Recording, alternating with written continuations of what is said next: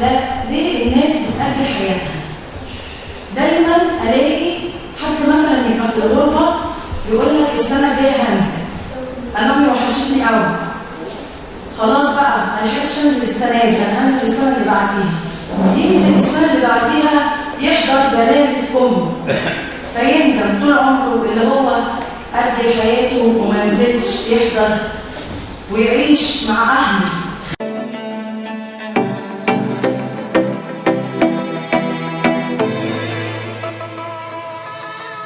بسم الله والصلاة والسلام على رسول الله سيدنا محمد وعلى آله وصحبه وسلم.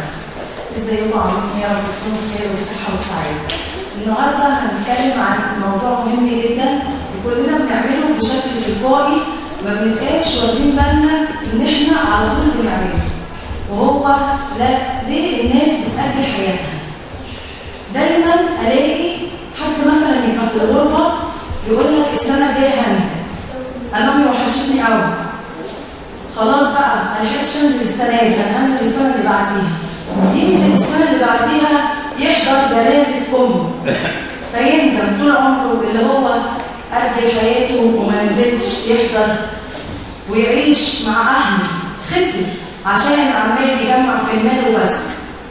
ولاقي حد تاني بيأجل حياته، مثلا عايز يجيب تكييف وهو معاه حق كان ب 7000 جنيه وأجل لغاية ما بقى 35000 جنيه و40000 جنيه ومش عارف أجيب. ليه أجلت حياتك وما جبتوش؟ ليه دايما بنأجل سعادتنا؟ دي في علم النفس اسمها تأجيل السعادة. بنأجل حاجات احنا المفروض نتبسط بيها واحنا عايشين.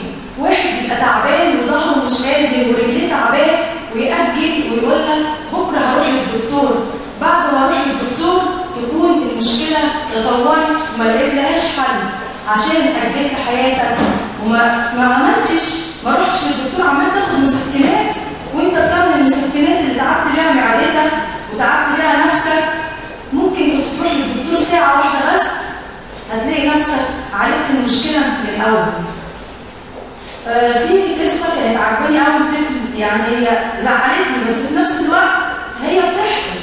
كان جاي له كوتش جديد حلو جدا وكان فرحان بيه جدا وقال انا هأجله وهلبسه في العيد.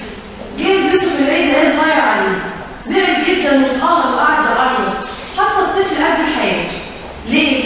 عشان البيوت كلها على كده ورث كده أجل حياته. زي مامته بتقول له خليه العيد، كانت مامته المفروض تقول له البسه وتمتع بحياتك وفي العيد هجيب لك غيره، لكن شالوا للعيد ما تهناش بيه واداه اخوه واخوه بقى يلبسه اهو وتحصن يقول يا ريتني كنت لبسته.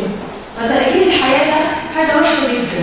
يا ريت ما نأجلش حياتنا ونستمتع بحياتنا. كان زمان يقول لك لا تؤجل عمل اليوم الى الغد.